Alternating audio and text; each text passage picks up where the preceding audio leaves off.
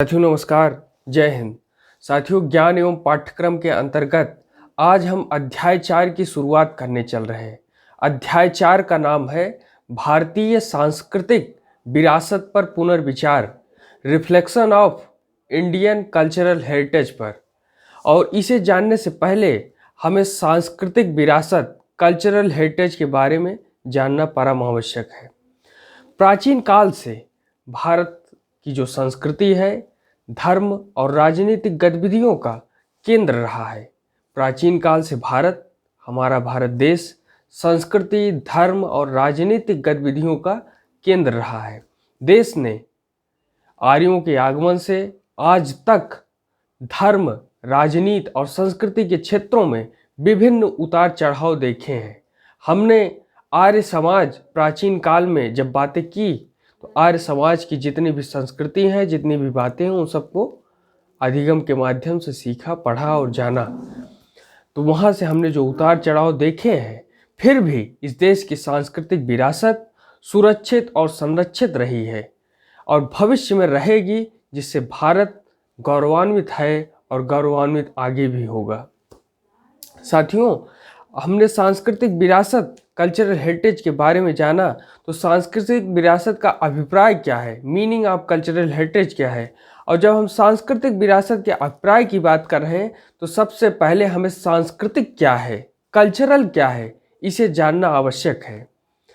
सांस्कृतिक यानी कल्चरल, संस्कृत में संज्ञावाचक शब्द, संज्ञावाचक किसे कहते हैं, जो नाम के लिए प्रयोग किया जाता है, संज्ञा का प्रयोग नाम के लिए किया जाता है। तो संज्ञावाचक शब्द सांस्कृतिक की उत्पत्ति हुई है, जिसका अर्थ है संस्कृति से संबंधित, मनुष्य द्वारा, व्यक्तियों द्वारा जो भी निर्मित या विकसित किया जाता है वह सब संस्कृति के अंतर्गत आता है।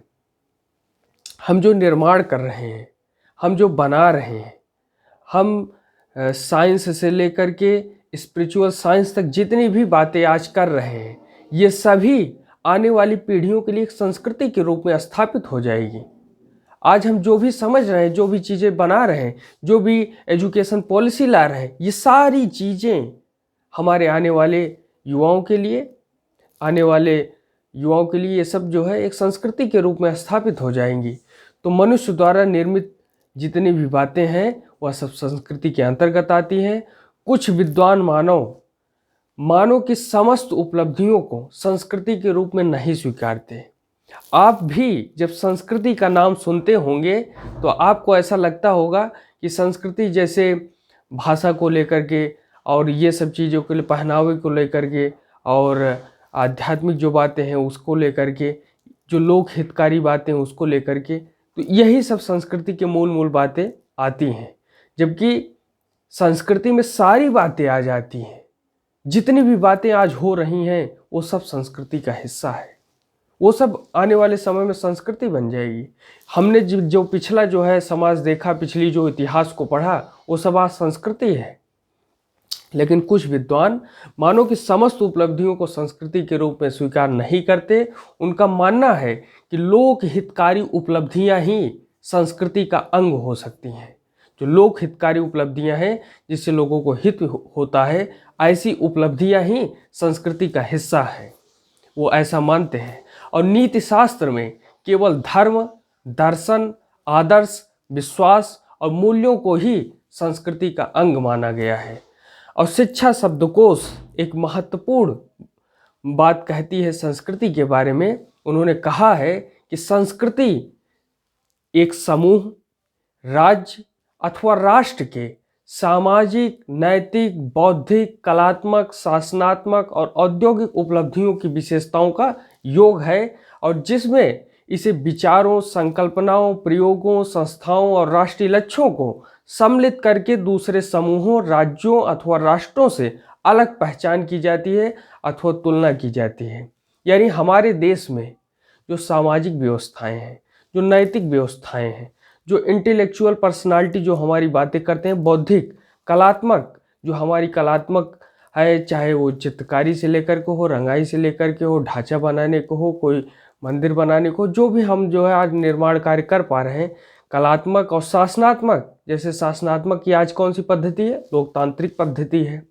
और औद्योगिक उपलब्धि, जो हमारे देश में आज औद्योगिक विकास हुआ है, ये सारी चीज़ें हमारे संस्कृति का हिस्सा है। और जब हम अपने देश की बात करते हैं और दूसरे देश से कंपेयर करते हैं तो ये क्या होता है?